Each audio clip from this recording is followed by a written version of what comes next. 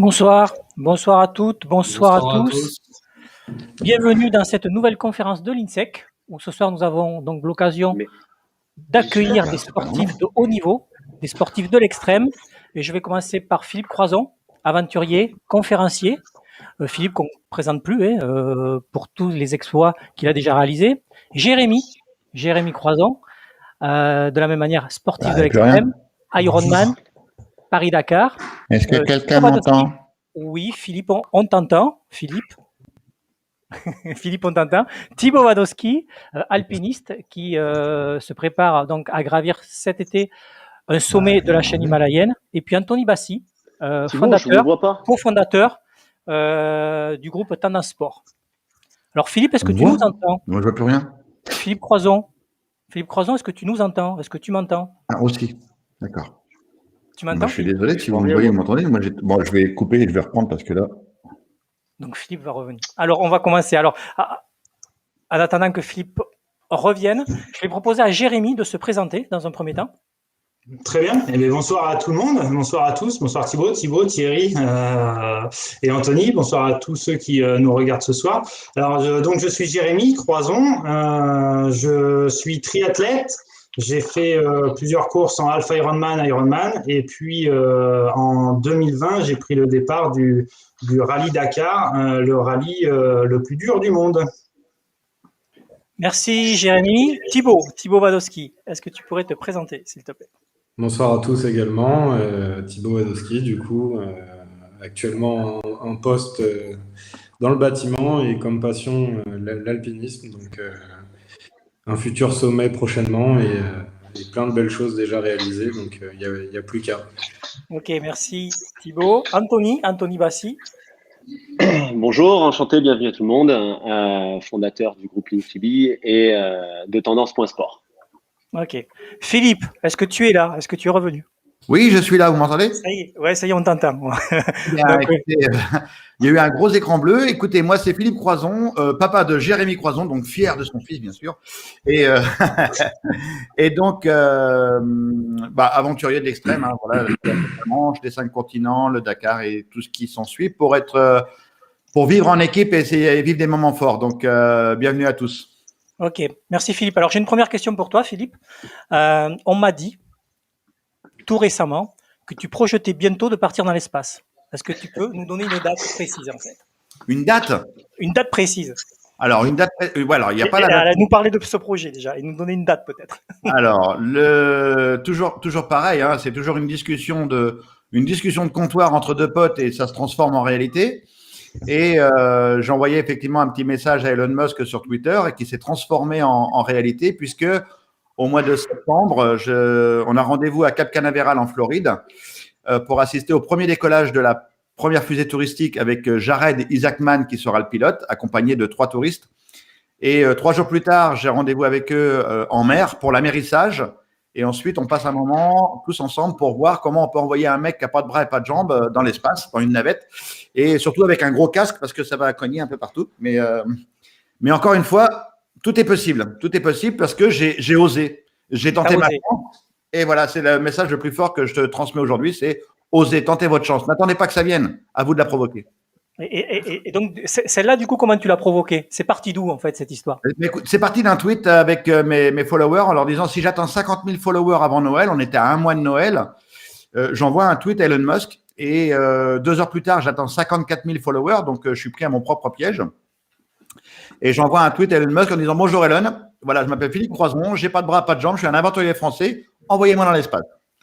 Et quelques instants plus tard, il me répond en disant écoute Philippe, enchanté de faire ta connaissance. Dès que SpaceShip est prêt, on t'envoie dans l'espace. Et moi qui ne me demande jamais, je lui dis écoute, mes messages privés sont ouverts, on s'écrit en privé. Et depuis, on n'arrête pas d'échanger. Et donc, le délire est lancé. Maintenant, la plus grande des victoires, je dirais, c'est d'aller à Cap Canaveral, d'aller en Floride, d'aller vivre un moment de partage avec eux. Si je vais dans l'espace, je pense que ça sera juste un petit plus. Déjà, la victoire est... D'accord. Alors, ce soir, la thématique, c'est le dépassement de soi. Une autre question. Pour toi, le dépassement de soi, ça a commencé à quel moment? Ça a commencé dès que j'ai eu mon accident. Le dépassement de soi a commencé en centre de rééducation. Le centre de rééducation, c'est la véritable école de la vie. Vous savez, ceux qui ont rencontré, je dirais, des gros problèmes dans la vie, qui ont trouvé leur outil de résilience, qui ont atteint la résilience. Et donc, moi, en centre de rééducation, mes premiers objectifs, c'était de faire mes premiers pas, de remarcher, de brosser les dents seul, de faire beaucoup de choses toute seule. Je vois Jérémy qui se fend la poire parce que au départ, honnêtement, je faisais pas grand-chose tout seul. C'était surtout Jérémy qui faisait beaucoup pour moi, mon garçon. Mais le centre de rééducation, c'est le retour à la vie, quoi. C'est de la franche camaraderie, c'est le retour à la vie. Et après, dans mes aventures, que ce soit pour la traversée de la Manche, j'ai eu cette expérience du centre de rééducation qui m'a vraiment aidé. Qui m'a vraiment aidé à franchir les caps de difficulté. C'est-à-dire quand on n'y croit plus, il ne faut pas lâcher. Il ne faut pas lâcher l'affaire. Donc, il faut continuer. Donc, voilà un petit peu mes premières étapes. Très bien, merci. Alors, pour nous accompagner, parce que je ne l'ai pas nommé quand même, pour nous accompagner ce soir, Thibaut Carrière, élève en Master 2 et Management du sport à Bordeaux, et qui a organisé en fait cette soirée, qui s'occupe donc, qui est actuellement en alternance et en apprentissage chez Tantasport, et qui s'occupe notamment du développement de la marque Tantasport, et qui va nous accompagner et relayer avec moi les questions qui viendront du chat. Alors, je vous rappelle quand même le cadre. On va se donner à peu près 60 minutes pour cette conférence, ou plus si affinité, on verra. Et l'idée, c'est qu'on relaie donc auprès des invités toutes les questions qui seront pertinentes. Donc, je vous rappelle qu'on est connecté en ce moment sur YouTube, sur les comptes de l'INSEC, LinkedIn et Facebook. Et donc, à partir de tous ces canaux, toutes les questions vont arriver sur le chat. Thibaut, peut-être que tu as une question pour enchaîner. Ben, moi, ça me fait rebondir sur ce qu'a dit Philippe. C'est un peu une marque de fabrique maintenant chez les Croisons. Nous, on vous suit dans l'agence depuis quelques années maintenant. Donc, Jérémy, d'où est venue cette idée de participer déjà au Dakar, sur les traces un peu du papa, et par rapport au rallye du Maroc? Enfin, si tu peux nous parler de ce nouveau projet. Alors oui, participer au Dakar, ça m'est venu en fait. Je suis passionné de sport automobile depuis tout jeune, depuis déjà petit, et c'est un milieu qui m'attire déjà beaucoup depuis le début. Et c'est vrai que le Dakar, c'est l'épreuve ultime du rallye raid. Mon père l'a fait en 2017 et forcément, en le voyant faire, on a encore plus envie de le faire. Donc, ça a été une accumulation d'envie, de plus envie et encore plus d'envie. Et du coup, à la fin, on s'est dit, faut arrêter d'avoir envie, il faut se jeter dedans, il faut y aller, il faut se lancer, il faut monter un dossier, il faut trouver des sponsors, il faut trouver des partenaires, il faut se former, il faut faire des courses, il faut s'entraîner. Et donc, l'envie, elle est partie de là, de cette histoire que j'ai avec le sport automobile. Et ensuite, puisque c'est la thématique du dépassement de soi, peut-être le plus compliqué, ça a été la recherche de partenaires et la recherche de sponsors. C'est peut-être aussi un thème qu'on pourra aborder pendant cette heure, mais c'est vrai que c'est pas ce qui est le plus évident. Et le dépassement de soi commence presque à partir du moment où on a le dossier en main et qu'on va chercher les partenaires et les sponsors. Ok. Merci Jérémy. Pour rebondir donc et pour enchaîner avec cette question, de quelle manière en fait est venue l'idée de la team Croisons? Et aujourd'hui, comment vous vous êtes organisé? Comment vous répartissez en fait les rôles, toi et ton père? Alors, je commence et puis papa complète si derrière. En fait, la team Croisons est assez large. Il y a un côté historique et déjà existant des conférences et de toutes les aventures que mène mon père. En parallèle, on a créé les Frères Croisons pour les 2 ans qu'on a fait et qu'on a passé avec mon petit frère Grégory à s'entraîner, à se préparer pour le Dakar 2020. Et récemment, on a essayé de regrouper tout cet univers-là sous la team Croisons, parce que l'idée, c'est au-delà de mener des aventures, au-delà de montrer que tout est possible, on a envie aussi de fédérer des entreprises, on a envie de fédérer des professionnels pour essayer de les accompagner ou pour essayer de collaborer avec eux de façon à ce que on puisse favoriser l'inclusion des personnes handicapées dans le milieu professionnel, essayer d'avoir une lumière un peu plus forte sur le handicap et partager les valeurs et du sport et du handicap qui sont relativement communes au sein de cette bulle, on va dire, Team Croisons. Mais pas mieux.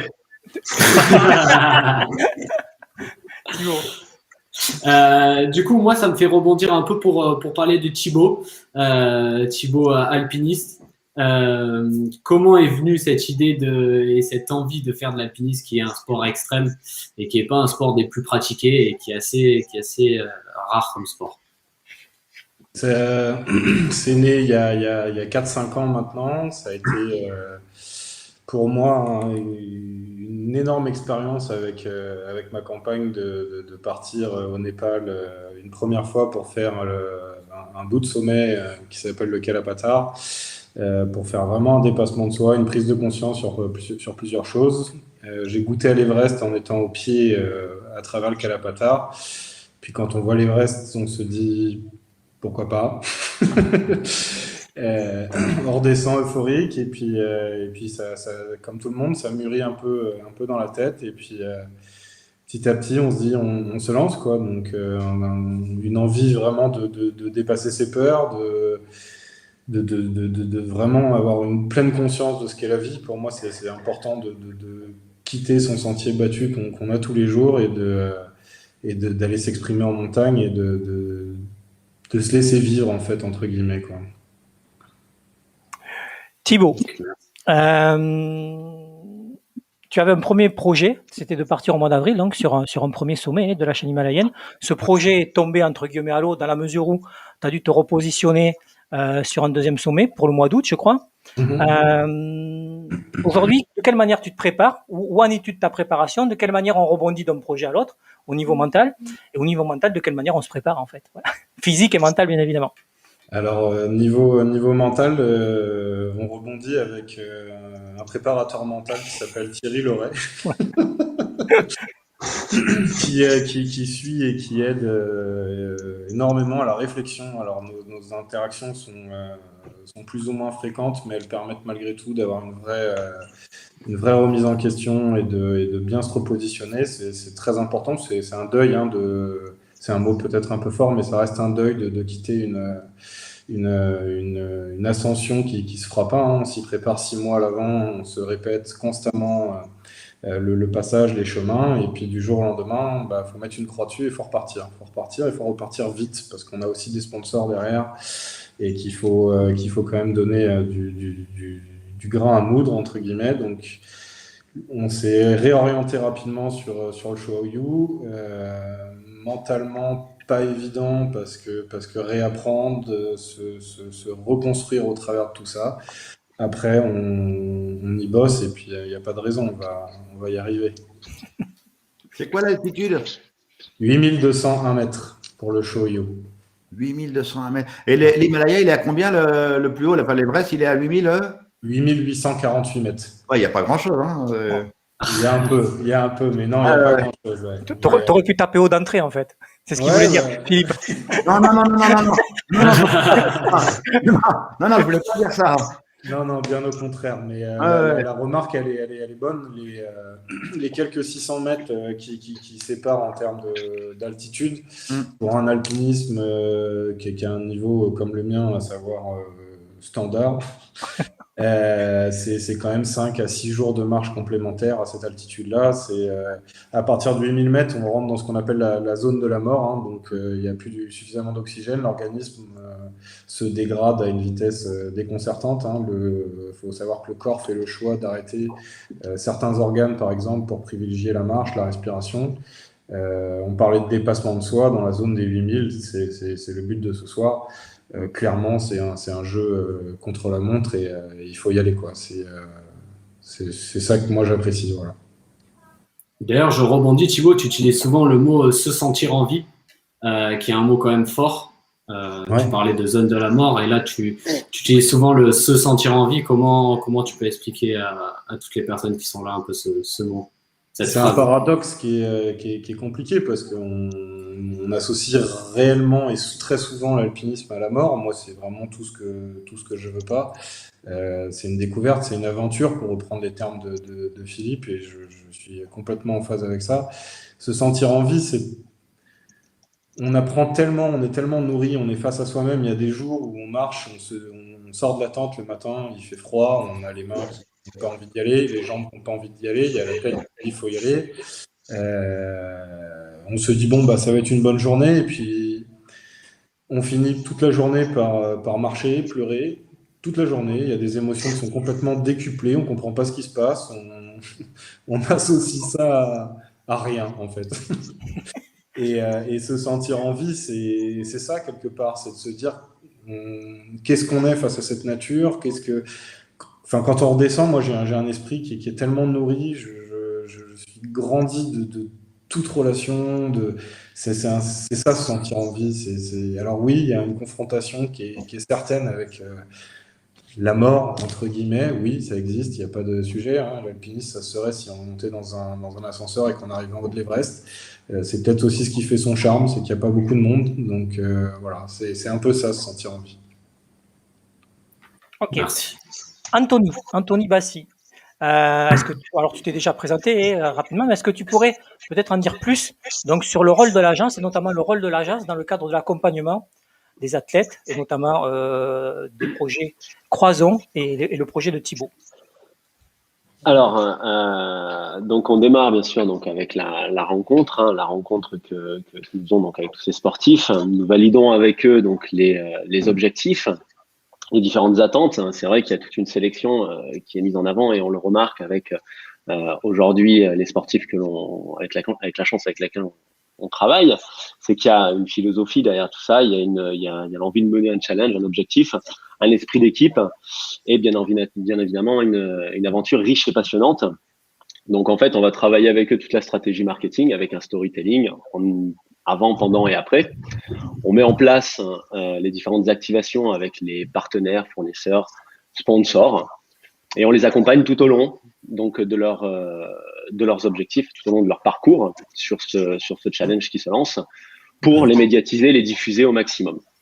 Donc ça va passer par différents outils marketing, hein, donc le web, les réseaux sociaux, toute la partie print, le montage des dossiers aussi pour les sponsors, c'est très important puisqu'aujourd'hui les sponsors sont très sollicités et c'est là où en fait ils vont pouvoir faire la différence, c'est arriver avec des dossiers qui sont carrés et des agences qui sont derrière équipées pour pouvoir les suivre.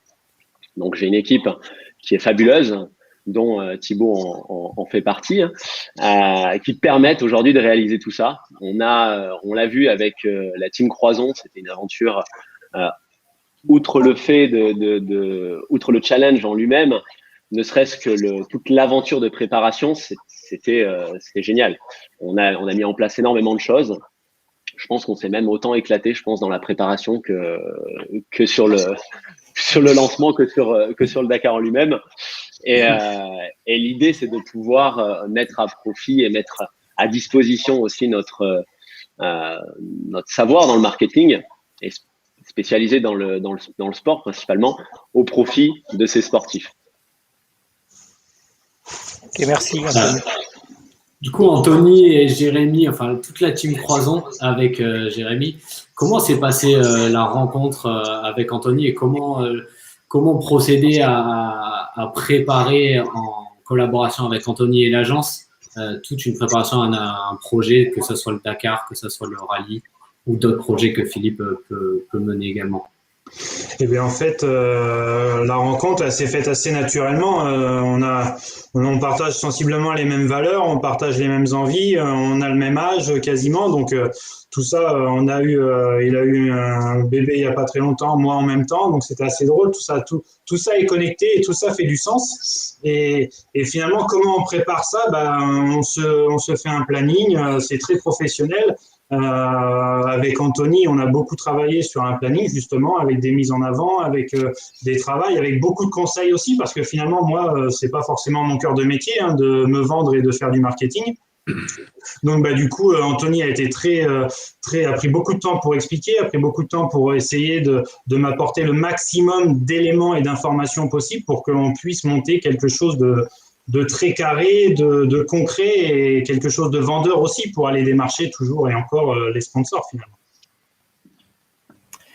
Merci Jérémy. Philippe Croison, de quelle manière en fait on se prépare, combien de temps à l'avance en fait on se prépare à un événement majeur pour toi en tout cas, et est-ce que par exemple tu associes à ta préparation physique de la même manière une préparation mentale? Est-ce que ça se fait en même temps? De quelle manière tu t'y prends? Est-ce que tu peux nous éclairer là-dessus? Par exemple, pour la traversée de la Manche, qui s'appelle l'Everest de la natation. Donc, Thibaut, je t'attends. Hein, on va ça s'appelle l'Everest de la natation parce que l'Everest et la traversée de la Manche ont été à peu près dans les mêmes années. Et le taux de réussite est d'environ 10%. Hein. Tu m'arrêtes, Thibaut, si je dis une bêtise. Hein. On n'est pas loin. Et c'est à peu près ça. Et donc, moi, quand je lance ça, j'ai 40 ans. Je n'ai jamais fait sport de ma vie. Je suis gras comme un petit lardon. Je regarde la télévision depuis environ 10 ans, depuis mon accident. Et je décide de me lancer dans cette aventure de vouloir traverser la Manche à la nage. Un de mes vieux rêves que j'avais vu sur mon lit d'hôpital quand je me réveille. On allume la télévision et je vois une jeune fille traverser la Manche à la nage et je me dis pourquoi pas moi un jour. J'avais juste oublié comment on va enlever 2-3 trucs, enfin 4 du moins. Et je me lance dans cette aventure, je monte une équipe et j'essaie de m'entourer d'une équipe de winners. Et en 2 ans de temps, on transforme le personnage. On transforme un petit grassouillet en un athlète de haut niveau qui est capable de faire monter son cœur dans des tours assez extraordinaires et les faire redescendre aussi vite. Donc, et c'est comme ça qu'on a pu réussir la traversée de la Manche le 18 septembre 2010 en 13h26 minutes. Et la préparation mentale est primordiale. Et Thibaut l'a très très bien dit tout à l'heure. Sans préparation mentale, c'est pratiquement une mission impossible. C'est-à-dire non seulement on prépare le physique, par exemple, l'Everest de la natation ou alors l'Everest que va grimper Thibaut, on va dire que, allez, c'est 25-30% physique et le reste, c'est la tronche. C'est le cerveau qui continue. Ton corps, il dit stop. Ton corps, il dit arrête, tu es en train de faire une connerie. Tu vas trop loin. Et ton cerveau, il dit non. Il y a des gens qui t'ont accordé leur confiance. Tu dois aller au bout, mon gars. Non seulement tu ne veux pas te décevoir toi, c'est ton rêve. Tu ne veux pas décevoir ton équipe. Et surtout, tu ne veux pas décevoir tous tes partenaires, tous ceux qui ont cru en toi. Et c'est comme ça que je vais au bout de la Manche, dans mon dépassement de soi pur et dur, et que je vais au bout. Et moi, pour préparer la Manche, par exemple, j'ai fait, 4 mois de sophrologie, puisque je suis quelqu'un d'hypersensible en même temps. Jérémy, il te le dira, dans la famille ou dans mes équipes, on m'appelle la chialeuse. Je pleure en permanence. Donc, mais vraiment, en plus, hein, je ne me cache pas. Je suis une chialeuse. Il y a une nouvelle, je chiale. Il y a une mauvaise nouvelle, je chiale. Donc, non, mais c'est bon de pleurer. C'est bon de pleurer. Il ne faut surtout pas en avoir honte. Ça fait partie de l'aventure. Et surtout, c'est les moments de joie. Quand tu pleures de joie avec l'équipe et tu te dis, putain, on l'a fait. Là, il peut se passer n'importe quoi. Quand tu arrives au bout et tu te dis, non seulement tu as ta joie interne, j'espère Thibaut que tu vas la ressentir, mais quand tu vas arriver en haut, tu vas te dire putain, on en a chié, mais on l'a fait quoi. On a été au bout. Et donc, j'ai fait ces 4 mois de sophrologie pour gérer mon émotivité. Et après, sur mes autres aventures, j'ai pratiqué la cohérence cardiaque pour gérer mes pulsations cardiaques et l'auto-hypnose. L'auto-hypnose pour m'évacuer ailleurs quand je suis vraiment dans la difficulté. Mon cerveau s'en va. Ouais. Je fais l'auto-hypnose et là, je me sens bien et je continue mon aventure. Donc, voilà un petit peu comment j'ai procédé. Je vous raconte ça très, très rapidement parce qu'on est très nombreux à parler et je pense que Thibaut et Jérémy vont pas me contredire dans ce que je viens de dire. Il faut préparer le physique, mais il faut absolument préparer le mental. Ok, merci Philippe. Est-ce que Jérémy, tu pourrais nous parler un peu de ce nouveau projet là qui va voir le jour incessamment sous peu? Alors du coup, pour parler de ce projet, je suis obligé de parler du Dakar. On s'est préparé pendant 2 ans pour faire le Dakar. Papa vient très justement de le dire, en disant on n'a pas envie de décevoir les sponsors, on n'a pas envie de se décevoir et on a envie d'aller au bout de l'aventure. Il s'avère que le jour où on prend le Dakar, on fait 220 km et le véhicule, le moteur explose, casse et on casse l'intégralité de la mécanique. Donc abandon dès le premier jour sur le Dakar dont on rêvait de faire depuis des années et sur 2 ans de préparation. Pour moi, ça a été très très compliqué à le vivre émotionnellement. J'en ai fait des cauchemars jusqu'à cet été encore. 6 mois après, je faisais encore des cauchemars. Je me réveillais la nuit, je m'imaginais en train de faire de la réparation de mécanique, etc. Et donc revivre toutes ces émotions-là, revivre cet abandon, c'était très compliqué à vivre et j'avais pas envie de rester sur un échec. J'avais pas envie de dire bon sang, on m'a accordé la confiance. Bon sang, je me suis préparé pendant 2 ans. Bon sang, je mérite mieux qu'un échec et un abandon dès le premier jour. Du coup, on s'est dit, il faut rebondir, il faut aller chercher une autre aventure et quoi de mieux que de prendre une revanche finalement avec la participation au Rallye du Maroc en octobre 2021. Donc d'ici, on va dire en gros 6-7 mois, si tout va bien, je suis au départ du Rallye du Maroc en octobre. Ok. Une question d'Elisa dans le chat pour Thibaut Wadowski. Thibaut, comment peut-on faire une préparation physique pour être apte à gravir cette zone de la mort? Et avez-vous déjà atteint les 8000 en altitude?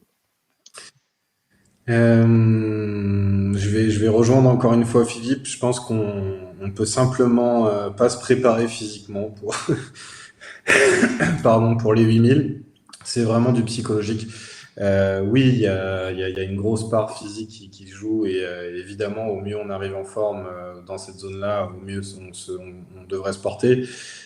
C'est du foncier, c'est beaucoup de vélo, c'est de la course à pied, c'est du rameur. J'ai acheté un rameur malheureusement, mais mais vraiment en toute sincérité, c'est dans la tronche que ça se passe et c'est avec justement la cohérence cardiaque.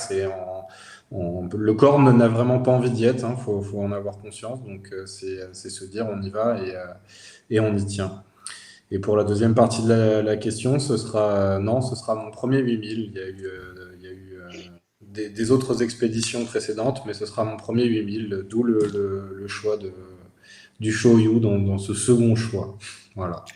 Et dans le cadre de ta préparation physique, un médecin, un kiné peut-être, un diététicien de la même manière? Ouais, là aujourd'hui je suis suivi par un kiné qui fait également de la médecine chinoise, donc c'est un gros atout. C'est du repositionnement osseux, c'est des choses qu'on n'imagine pas par rapport au corps qui soit capable. À titre d'exemple, quand je suis revenu d'expédition il y a 2 ans là sur Imlung, j'avais mes chevilles qui étaient bloquées et qui s'étaient mis en position marche. Donc j'arrivais plus à aussi bien tourner à droite qu'à gauche et je m'en rendais pas compte. C'est le corps qui a décidé qu'il fallait faire ça pour que ça fonctionne. Donc tout ça, c'est des appréhensions à faire. Donc le kiné m'aide beaucoup là-dessus. Je suis suivi par une nutritionniste sportive, sportif. J'ai là des prises de sang qui vont démarrer d'ici peu pour surveiller si je suis sage en alimentation. C'est moins gagné. Voilà, ça reste du sport où on rigole pas. Il faut, voilà, le moindre. J'avais écrit quelque chose de fut un temps où je me disais c'est un des rares sports où on est obligé de le vivre à fond parce qu'on s'essaye pas. On s'essaye pas parce que le jour où on s'essaye, c'est le pas de travers et c'est le pas qui fait que c'est peut-être la fin. Voilà. Thibaut, j'ai une question.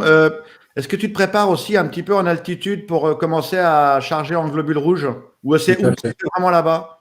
Non, je le fais au préambule avec des masques de résistance respiratoire. Alors ça charge pas en globules rouges, hein, ça fait que gonfler et travailler le muscle pulmonaire, parce que le poumon reste un muscle. Tu penses que c'est mieux que quiconque avec la natation. Et après en globules rouges, on globulise en faisant des périodes d'acclimatation qui sont suffisamment longues. Le but c'est de monter, redescendre et s'acclimater de cette manière-là. Pour globuliser effectivement à juste titre au maximum et être prêt le jour J de cette ascension. Et encore une fois, on n'y est prêt que quand la nature elle décide de dire c'est bon, vous avez le feu vert, vous pouvez y aller quoi. Et c'est là encore une fois mentalement faut être prêt quoi. On passe son temps à attendre. Mais pour toi, qui sont les garde-fous? Parce que moi, par exemple, tu vois, pour la traversée de la Manche ou les autres traversées, quand je traverse le détroit de Bering dans une eau à 0 degré, les garde-fous, c'est le médecin et l'huissier. C'est-à-dire que même mon entraîneur n'a pas le droit à la parole. Si le médecin ou l'huissier dit stop, c'est trop dangereux, on arrête, il y a ce garde-fou-là. Est-ce que toi, quand tu arrives à une certaine altitude, il y a un garde-fou qui est là pour dire non, là, ok, tu ne pourras pas aujourd'hui, mais demain ou après-demain, tu reviendras ou tu reviendras dans un an, mais sois raisonnable. Alors, le premier garde-fou, malgré tout, c'est la météo. Parce que c'est elle qui guide tout. Et c'est là où c'est extrêmement vicieuse parce qu'on peut attendre 3 jours, se sentir bien, sauf que c'est pas le moment. Et au 4e jour, il y a une ouverture météo, on se dit on y va et il n'y a plus rien. On n'y est plus. Le garde-fou, dans ce seul moment, c'est nous-mêmes. Et c'est la complexité de l'alpinisme, c'est que il faut avoir cette conscience. Il y a une phrase que j'utilise souvent et qui est un échange avec Thierry qui est « Science sans conscience n'est que ruine de l'âme ». C'est peut-être une bêtise, mais malgré tout, on ne se sent pas partir. C'est une ivresse des profondeurs, c'est la même chose en hauteur. Mais à partir de quel moment tu te retrouves seul dans le cadre de ton ascension? Dès qu'on marche plus assez vite. Non, je plaisante. On est rarement seul, mais il y a les signes qui trompent pas, c'est vraiment le regard, les yeux. Ouais. On voit des choses qui sont dingues, hein. Il y a des histoires. On a retrouvé des mecs à 8000 mètres torse nu parce qu'ils avaient chaud, quoi. Enfin, Ouais. c'est des sensations. Ouais, ils vivent des hallucinations. Exactement. Et ils sont complètement conscients, c'est-à-dire qu'on peut leur discuter normalement avec eux, mais ils ont chaud. Et c'est là où effectivement, c'est très très dur de décerner des signes vent couverts. Et il y a mille et une choses qui peuvent être alarmants, mais on veille à tellement de choses dans l'alpinisme, c'est-à-dire que est-ce que mes bouts de doigts ils vont bien, est-ce que mes bouts d'orteils ils vont bien, est-ce que la respiration, comment je suis, mon rythme cardiaque, le pouls. J'imagine en natation, on a ces mêmes. Ouais. Alors, au niveau des bouts de doigts, il est pas écrit. Je te rassure, au niveau des pieds et des mains, non. Oui, c'est pas faux. Mais effectivement, ton plus gros danger, du coup, c'est ton cerveau qui peut te faire croire des choses qui n'existent pas, que tu es en train de complètement imaginer. Et qui est lié, pardon, d'autres questions, qui est lié au manque d'oxygène ou autre chose? Ouais, un manque d'oxygène, une fatigue extrême. Principalement, c'est un manque d'oxygène. Hein. Le cerveau se met à plus fonctionner correctement. Hein. Et encore une fois, dans la zone, selon les secteurs en chaîne himalayenne, à partir de X mètres, le corps va décider de stopper certaines fonctions. Donc, si tu tombes mal, ça peut être pas bonne. Voilà. Du coup, ça me fait rebondir. Moi, j'ai une question pour toi, Thibaut, et pour Anthony. Tu disais tout à l'heure que c'est un choix numéro 2, le sommet du Shōyu. Comment rebondir en fait quand tu es parti, quand tu t'es préparé, que ce soit mentalement, physiquement, et toute la stratégie derrière sur un sommet, comment tu as pu rebondir, toi, aussi rapidement pour refaire un autre sommet? C'est assez marrant comme moi je pense qu'il n'y a rien qui arrive au hasard. Il n'y a que du positif dans tout ce qui nous entoure, quel qu'en soit l'échec qu'on pense vivre. Je pense que l'échec c'est un mot qui ne devrait même pas exister. On avait prévu de faire le Shōyu pour info en avril de cette année et avec Norbu, le Sherpa et ami qui me prépare sur tout ça, m'appelle et me dit Thibaut, même pas la peine cette année, c'est complètement glacé, on n'arrivera pas à faire le Shōyu. Je dis ok, qu'est-ce qu'on se fait? Moi il faut que je parte cérébralement si que possible. On se fait le Lhotse.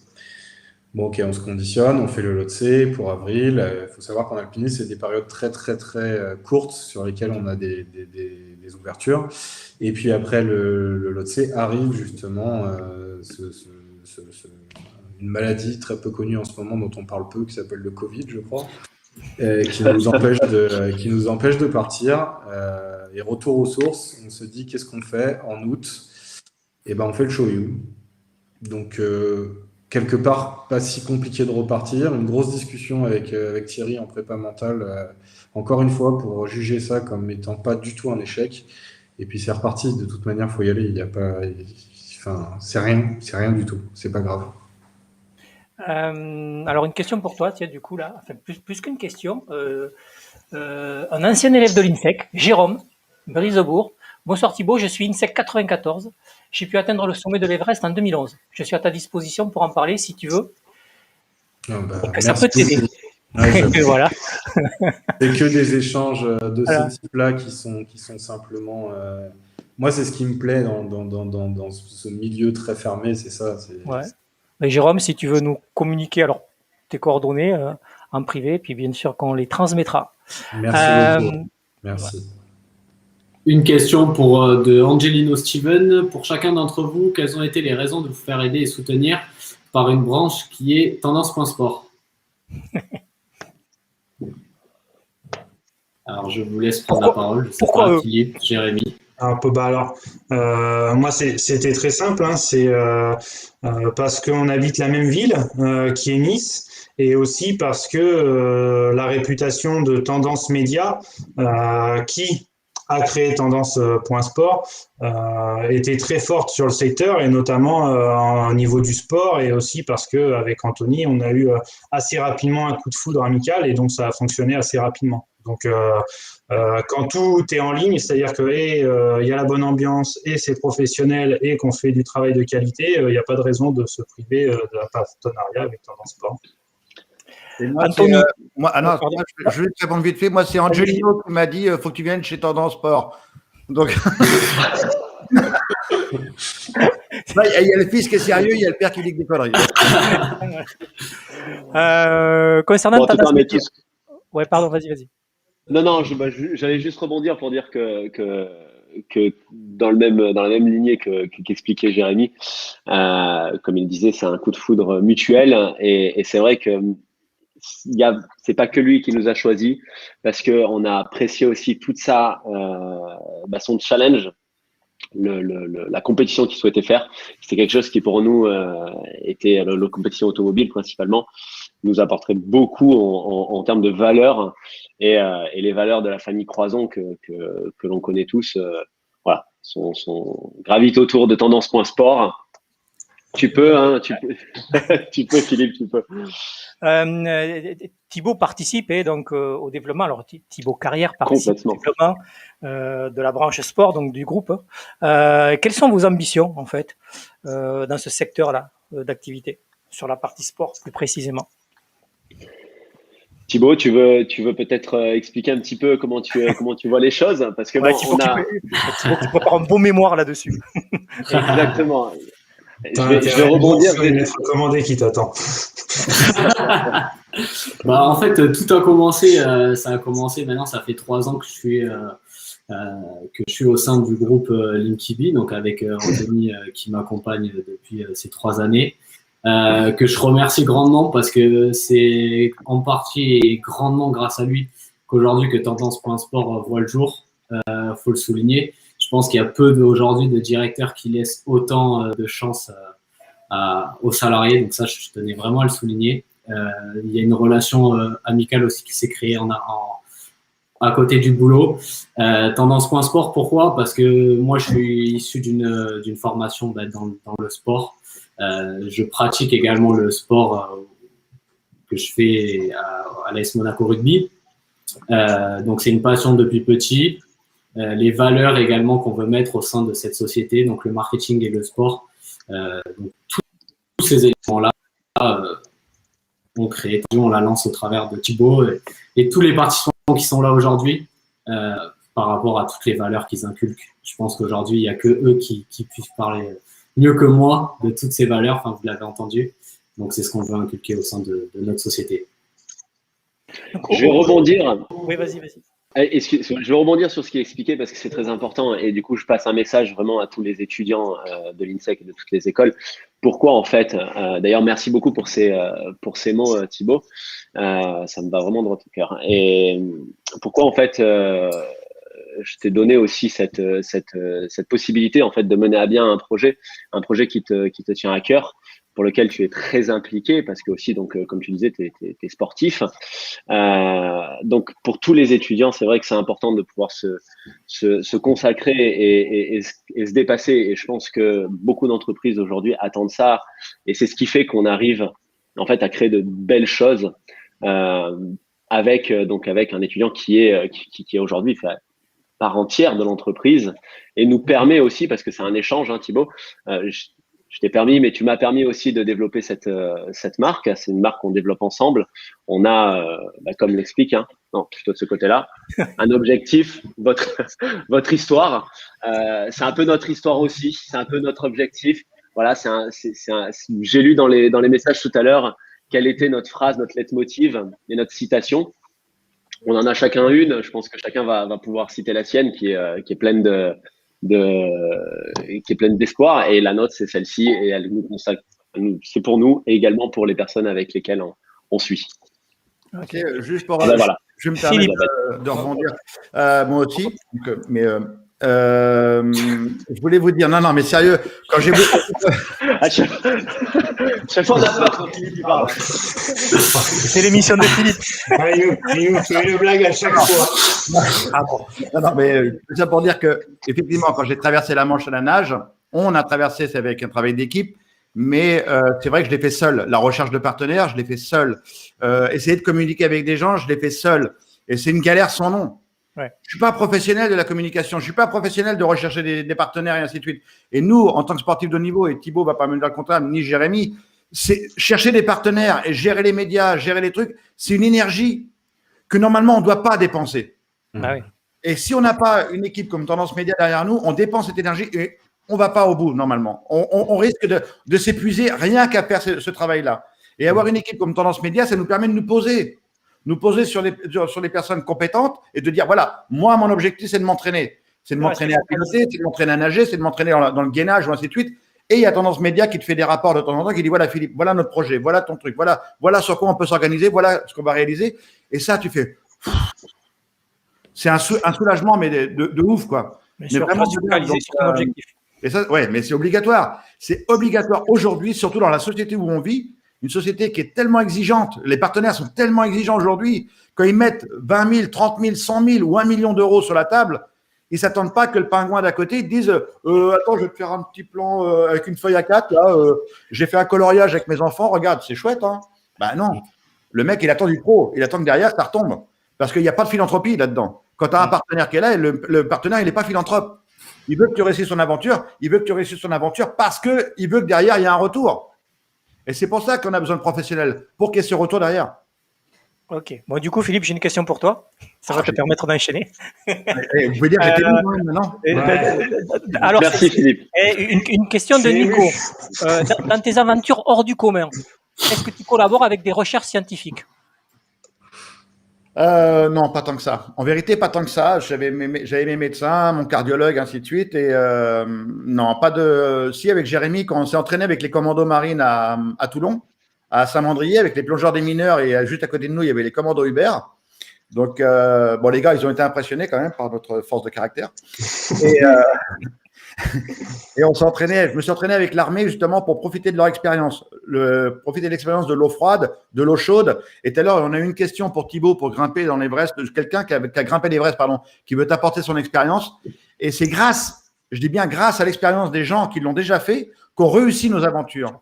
Moi, par exemple, pour ma traversée de la Manche, je me suis entouré de Arnaud Chassery et Jacques Tuzet, 2 nageurs longue distance français qui avaient réussi leur aventure, qui avaient réussi la traversée de la Manche. Parce que j'avais besoin de les vampiriser. J'avais besoin de connaître leur expérience, comment ils l'avaient vécu, comment ils avaient réagi chacun différemment de leur côté et essayer de prendre le meilleur d'eux-mêmes pour l'intégrer moi dans mon parcours d'aventurier ou de parcours de sport. Donc ça, c'est hyper important et surtout de comprendre que le coup de main, c'était hyper important. Il ne fallait pas le vivre comme un moment désoleur, au contraire. Et Thibaut, Jérémy, on en a besoin des coups de main. On a besoin de Tendance Média, on a besoin du gars qui a grimpé l'Everest. Excusez-moi, monsieur, je ne me souviens plus de votre prénom. Celui qui a grimpé l'Everest, mais on a besoin de vous. Jérôme, merci. Jérôme, on a besoin de toi, justement, et Thibaut a besoin de toi pour que tu lui apportes ton expérience, comment toi tu l'as vécu, comment est-ce que tu as réussi à combattre une engelure, comment est-ce que tu as… Voilà, ça, c'est hyper important. Et surtout, c'est du partage, quoi. Il n'y a rien de plus riche que le partage. Parce que là, tout à l'heure, on parle tous ensemble, mais on parle de quoi? On parle de partage, on parle d'aventure, on parle de dépassement de soi et d'exploits sportifs. Donc, c'est la chose la plus importante. Alors non, je n'ai pas travaillé avec encore des scientifiques, mais je pense qu'ils auraient abandonné avec moi. Une question pour Jérémy de Manu. Bonjour à tous, j'ai une question pour Jérémy. Comment se prépare-t-on à une course comme l'Ironman, que ce soit mental ou physique? Et d'ailleurs, je rebondis juste avant Jérémy, tu as eu un message de bienvenue au Maroc d'une personne que tu Ah, super, c'est sympa. Merci personne du Maroc. Voilà. La question, comment on se prépare une course comme un Ironman? C'est beaucoup d'entraînement. Je me suis entraîné pendant 2 ans à faire du vélo, de la natation, de la course à pied, en sachant que ce que je préférais, c'était la natation. Ensuite, le vélo et la course à pied, c'est ce qui était le plus compliqué pour moi. Et terminer un Ironman par un marathon de 42 km, ça a été une souffrance, malgré les 2 ans de préparation. Mais ça a été surtout, oui, ça a été 2 ans de préparation donc physique avec beaucoup d'entraînement, entre 2 et 3 entraînements semaine. Donc j'y suis pas allé pour le gagner l'Ironman, j'y suis allé pour le finir. Hein. Un Ironman, c'est 3,8 km de natation, 180 km de vélo et on termine avec un marathon de 42 km. Donc c'est assez long. Moi, je l'ai fait en quasiment 13 heures. Le premier termine en 8 heures et les derniers terminent dans la plage horaire des 20 heures environ. Et puis c'est aussi une préparation par les mentales. C'est très long parce que la natation, c'est la première épreuve. Vous êtes content, c'est le matin, la tête est encore fraîche, tout va bien, vous vous lancez dans l'aventure. Bon, vous perdez 2-3 repères, mais vous arrivez assez facilement à vous remettre dans la ligne et dans l'objectif. Et ensuite, sur le vélo, il y a 180 km. Et puis là, à un moment donné, il y a une montée, il y a un col qui fait 10 bornes. Assez long, on commence à être dans le dur. Et puis, ça redescend et ça remonte, et ça redescend et ça remonte. Et après, on commence à poser le vélo. Et là, le cerveau, il commence à dire, en fait, qu'est-ce que tu fais là? Est-ce que c'est vraiment intéressant? Est-ce que c'est important pour toi pour vraiment que tu continues ou pas? Ou est-ce que c'est pas mieux que tu arrêtes? À prendre un café, on prend 5 minutes et on réfléchit sur ce que tu fais. Et puis finalement, on se reconcentre, on remobilise les forces, on se referme un peu. Finalement aussi, on reste un peu dans sa bulle. Et puis on se lance, on fait des tours. Là, c'était à Nice, hein, donc on fait des tours sur la promenade des Anglais. Et puis on fait 5 km, 5 km, 5 km, 5 km. Et puis arrivé à 42 km, et ben, on lève les bras, on est très content. Et puis fier d'avoir vécu cette aventure-là. C'est quelque chose que sans doute je referai d'ici les 5 prochaines années. Ok. Une question pour Thibaut, de la part de Kélian. Thibaut, de quelle manière, en fait, toi et ta famille, mais surtout ta famille, t'accompagnent et abordent avec toi une aventure comme celle de l'Himalaya, qui n'est pas rien et dans laquelle tu pourrais avoir des difficultés, en fait? Comment elle m'accompagne? Alors déjà, en me laissant partir. Ça, c'est beau. Hein. Comment elle aborde ça? C'est la base. Non, c'est des sujets compliqués. Après, encore une fois, ça apporte un tel bien-être, c'est un enrichissement qui est tellement constant. Moi, je reste en place sans cet alpinisme qui est assez récent pour moi. J'ai une bougeotte qui est incontrôlable, donc ça m'apporte quelque chose qui est tellement positif que je pense, enfin, on est obligé, je me sens obligé entre guillemets d'y aller. Alors après, demain, évidemment, si on me dit non, bah, je ferai comme tout le monde, je dirais non. Mais c'est que du positif et ça dure. C'est pas qu'une ascension, donc. Voilà, c'est ce pourquoi aujourd'hui ça fonctionne. J'ai un fils de 3 ans, donc c'est pareil, c'est des choses où on a envie de rentrer à la maison. Hein. C'est un leitmotiv aussi pour se dire je suis en haut, c'est bien, maintenant je redescends, c'est mieux. Donc c'est vraiment des choses qui sont importantes. Après, l'accompagnement, il n'y en a pas, ou très peu, parce que c'est normal, c'est aussi un peu. C'est mon domaine et c'est cette préparation mentale, j'ai besoin aussi de la faire malheureusement là-dessus, vraiment seul, quoi. Mais est-ce que tu les rassures dans le sens où eux, ils le savent que tu vas partir dans un endroit où c'est hyper dangereux. Donc, est-ce que tu intègres leur peur à eux dans ton aventure? Est-ce que tu l'intègres ou tu veux vraiment la mettre de côté, leur peur, en disant ok, je sais qu'ils ont peur, ils m'aiment profondément, mes parents, ma femme, mon enfant, tout le monde m'aime. Mais est-ce que tu la mets de côté, cette peur-là, ou tu l'intègres en disant comment est-ce que je peux arriver à la gérer? C'est assez marrant. Très clairement, j'ai peur jusqu'à le contrôle des passeports à l'aéroport de Nice. Je monte dans l'avion, je me dis qu'est-ce que je fais là? J'ai une famille qui a besoin de moi. J'atterris, je prends le 4x4 pour partir en ascension, et là c'est fini. Je pense que on est trop concentré et focus et on n'a pas le droit. Un caillou dans une chaussure, et ça c'est un caillou dans une chaussure, de penser ça, c'est ce que je pense sincèrement, ça devient un rocher qui a traîné en haut de l'Everest, quoi, ou peu importe le sommet. Par contre, c'est un facteur aujourd'hui qui me dit fais gaffe, voilà. Mais ouais. je l'occulte vraiment sur le parcours. Très bonne on parlait tout à l'heure des garde-fous. À aucun moment c'est un garde-fou pour toi? Dans le subconscient, évidemment que c'est un garde-fou. On n'y va pas pour se mettre en l'air. À un moment donné, on est père de famille, on est ce qu'on est. Évidemment que c'est un garde-fou, mais c'est pas ce que j'ai en tête quand je fais mes ascensions. J'y suis pas pour me dire attention, sinon on fait autre chose, on va à la poste. Enfin, c'est pas ça, quoi. Ok. Il y avait une question de Maël pour toi, Philippe. Est-ce que, à l'inverse, qu'il y ait des chercheurs scientifiques qui t'ont accompagné, est-ce que toi, tu as apporté des choses à des sportifs en termes de motivation ou même de technique? Moi, vous savez, je fais beaucoup de conférences désormais. C'est mon métier à plein temps, hein, sur le dépassement de soi, les objectifs, comment est-ce qu'on mène une aventure. Et j'espère apporter cette énergie-là. Enfin, toi, j'ai pris 3 décharges de 20 000 volts, donc maintenant je suis distributeur d'énergie positive. Donc c'est plutôt mon job. Bon, là, ici, on a créé une académie.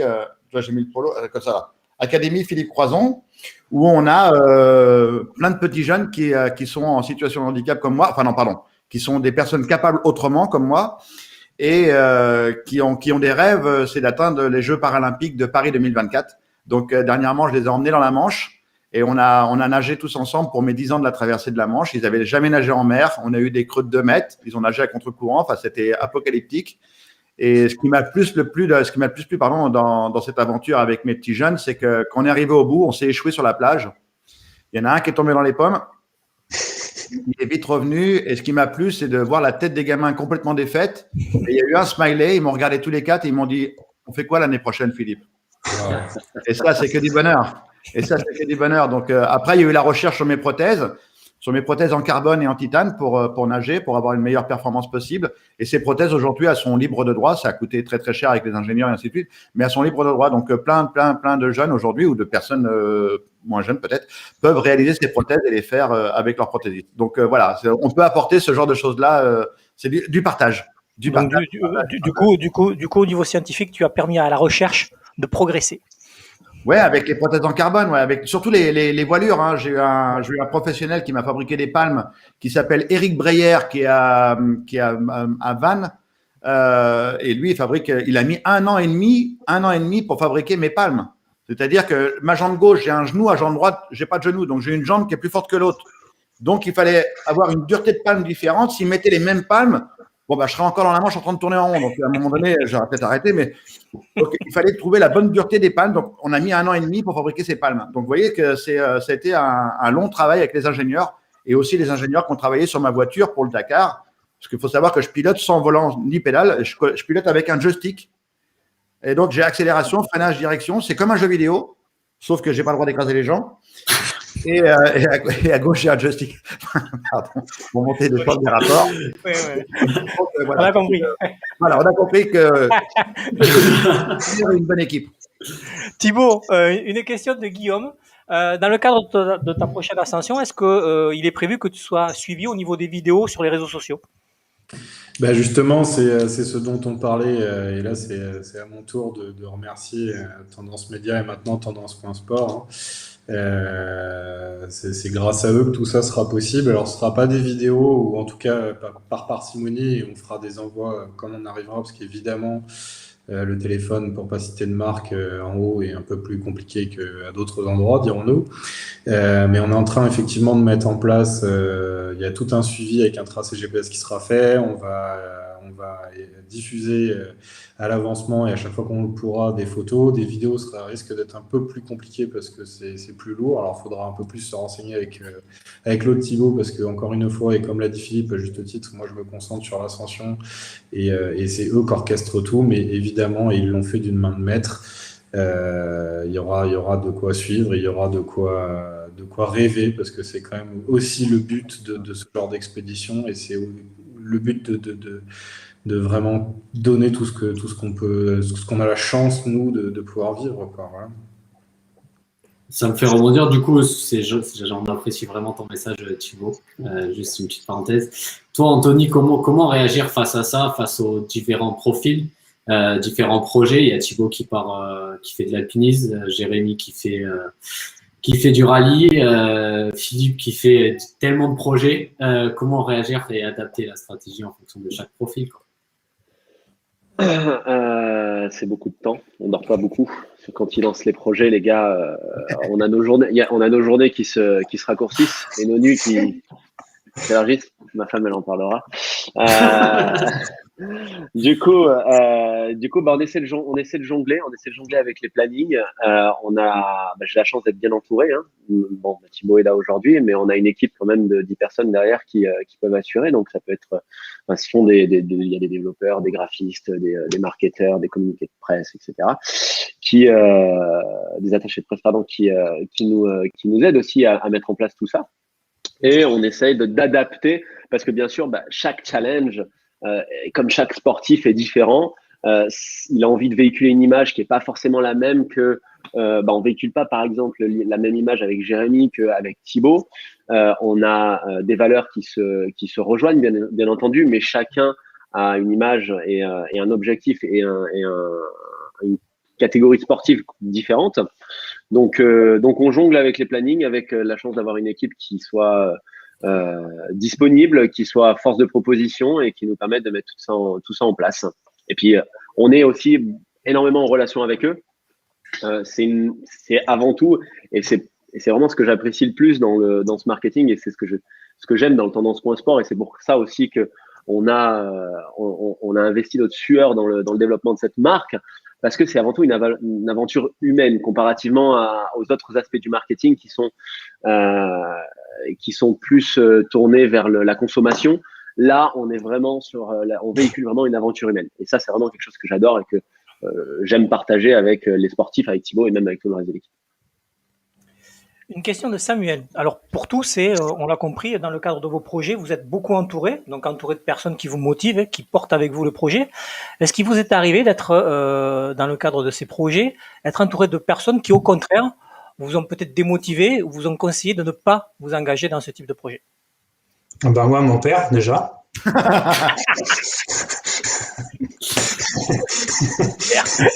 Non, oui, il y en a toujours. Vous savez, il y a quand même de tout. Il faut de tout pour faire un monde. Et puis, il y en a qui viennent vous démotiver physiquement. Le plus dur, ça reste mentalement, parce que physiquement, mentalement, ils viennent vous démotiver par des petites phrases, par des non, c'est pas utile, non, tu y arriveras pas, non, c'est pas possible, c'est quoi ces budgets, pourquoi tu fais ça, t'as pas autre chose à faire. Bon, c'est comme tout, et si on faisait d'autres aventures ou si on avait d'autres missions, on aurait sans doute des personnes qui viendraient un peu polluer notre environnement, mais j'imagine que c'est pareil pour tout le monde.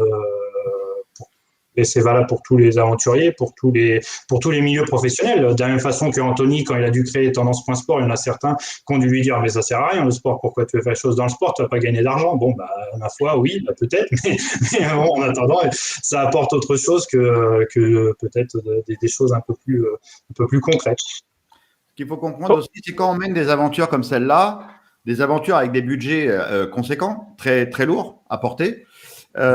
Si on a une brebis galeuse, il faut savoir. Enfin, il y a pas de rigolade. Là, ok, moi je rigole, je plaisante, des trucs comme ça. Mais quand on est dans l'aventure, il n'y a plus de rigolade. On peut raconter une petite vanne, un truc comme ça, mais s'il y en a un qui est pas bon dans l'équipe, faut pas le garder. Bien sûr. Moi, ça m'est arrivé quand on a relié les 5 continents. J'avais pris un chef d'expédition pour l'aventure, et à la première aventure, on s'est rendu compte qu'il n'était pas bon du tout. On avait foiré et on partait droit dans le mur. Donc on lui a dit merci d'être venu. Tu t'en vas, et on a pris un nouveau chef d'expédition qu'on a reformé très rapidement, mais on a continué l'aventure, mais on s'est séparé de ce personnage-là. Donc, faut savoir s'entourer, mais quand il y a une personne qui n'est pas bonne, faut savoir aussi trancher. Ouais, donc il y a du management de très haut niveau qui est en place. Bon, Philippe, tu nous challenges là, c'est ça si je comprends bien. Ok, je prends. Vous avez demandé à un vieux routard de venir dans votre conférence ce soir. Il nous avait dit qu'il allait faire passer le message juste avant la fin de la conférence. Et moi, je suis venu honnêtement, déjà d'une pour Anthony et deux pour Thibaut, bien sûr pour mon Jérémy d'amour, hein, mais Thibaut, ce qu'il va réaliser, moi aussi, ça me fait rêver. Honnêtement, si j'avais des vrais gens, on l'a bien compris, quand on est aventurier dans l'âme. C'est ancré au plus profond de nous-mêmes. Donc, effectivement, quand Thibaut va partir, j'ai envie de suivre son aventure et j'ai envie de voir où est-ce qu'il en est. Est-ce qu'il a réussi à atteindre les 8000 mètres? Est-ce qu'il va franchir les 8200 mètres? Tu vois, c'est ça, c'est le truc. Et en même temps, avoir une petite pensée pour lui. Fais gaffe, Thibaut. On t'apprécie, on a passé un moment ensemble. Reviens-nous, quoi. Tu vois, c'est ce qu'a pensé mes parents, c'est ce qu'a pensé Jérémy quand quand par exemple on a traversé le détroit de Bering, j'ai failli casser ma pipe dans le détroit de Bering. L'eau était vraiment très très froide, on était à 0 degré. Et tu l'as très très bien dit tout à l'heure, j'avais un œil qui se barrait sur le côté, le cerveau commençait à geler, je répondais plus aux questions. Je pensais que j'étais Napoléon, que j'attaquais les Russes. Donc, non mais honnêtement, le médecin me posait des questions, je répondais à l'envers. Donc là, ils m'ont sorti de l'eau pour me sauver la vie et ils m'ont emmené vite dans une baignoire chez les Inuits pour me ramener tout doucement à la vie avec un petit filet d'eau chaude. Donc là, j'ai eu très très très peur, mais pas sur le coup, mais après. Donc voilà, si je suis là ce soir, c'est à la fois pour vous tous, mais surtout aussi pour Thibaut, parce que j'ai vraiment envie de suivre son aventure et de suivre l'aventure du Maroc de mon fils, bien sûr. Parce que, mais je vais en parler. Alors peut-être une dernière question, et qui est alors peut-être orienté vers Thibaut, mais pas que, et qui vient surtout de Jérôme, hein, qui a déjà donc atteint l'Everest. C'est sa question, c'est comment gérez-vous l'échec? Et Thibaut tout à l'heure a indiqué que ce mot devrait même pas exister dans notre vocabulaire. Donc je vous pose quand même la question, de quelle manière gérez-vous l'échec, s'il y a échec? Moi, pour ma part, je redis ce que j'ai dit tout à l'heure. Enfin, on recommence. Ouais. Il n'y a pas d'échec. Tant pis, on grandit. Et encore une fois, c'est même pas tant pis. On revient que grandi, on revient que nourri. Enfin, il n'y a pas d'échec. Je ne pense pas. C'est le sommet pour ma part, en tout cas, et je clôturerai là-dessus. C'est la cerise. Mais avant, il y a le gâteau, quoi. Voilà, donc ce qui est important, c'est l'expérience. Si je peux, juste Thibaut, quand tu te prépares mentalement, moi je sais que dans ma préparation mentale, une des choses les plus importantes, c'était de visualiser l'arrivée, quoi. Ouais. Visualiser l'arrivée tout le temps. Quand on est en préparation mentale, il faut voir l'arrivée, il faut voir la victoire. Quand tu arrives en haut et que tu cries, quoi. Enfin, mais l'échec, on la gère après, mais on peut pas imaginer l'échec en préparation. Enfin, moi, je l'ai préparé comme ça. Complètement d'accord. Il existe un échec. C'est un grand homme qui l'a dit. Le plus grand échec, c'est de ne pas avoir le courage d'oser. Exactement. Ouais. Voilà. Bravo. Très bien. Ok. Monsieur Thibaut Carrière, est-ce que vous avez une dernière question? Il y a juste une question, je pense, pour tout le monde, pour clôturer ça, de Steven Angelino. Pour chacun d'entre vous, est-ce que le dépassement de soi est un travail de tous les jours, même après votre échéance sportive? Quand on rentre à la maison. C'est pire.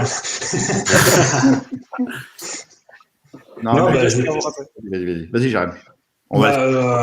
Est-ce que le dépassement de soi est un travail de tous les jours? Oui, en fait, quelque part, je sais pas, c'est tellement inculqué, je pense, dans notre façon d'être, dans notre façon de vivre au quotidien, que de toute façon, qu'importe la difficulté ou qu'importe ce que l'on va rencontrer dans notre quotidien, on va avoir le déclic, on va avoir la réflexion pour se dire tiens, qu'est-ce qu'on peut faire, comment on peut passer au-dessus de ce mur, comment on peut le contourner, où est-ce qu'on va, qu'est-ce qu'on fait. Donc on va dire c'est quelque chose d'assez naturel finalement quelque part, le dépassement de soi.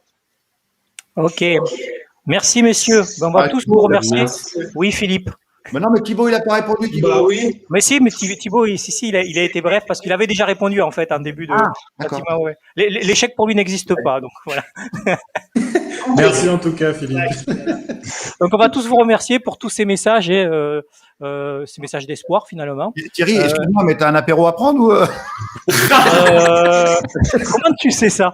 Mais non, comment tu sais super bien, Thierry, il dit les gars, on arrête maintenant, ça suffit là. Mais moi je suis bien avec vous les gars. Parce que le sport de haut niveau, c'est un cadre, donc on respecte le cadre. Surtout qu'il a dit si affinité, on continue. Bon. Si affinité, donc il n'y a pas. On va tous vous remercier, on va vous souhaiter beaucoup de réussite dans toutes vos aventures et on va vous souhaiter bien évidemment une très bonne soirée. Merci beaucoup. Merci à tous, merci à tout le monde. Merci à tous. Et on recommence quand?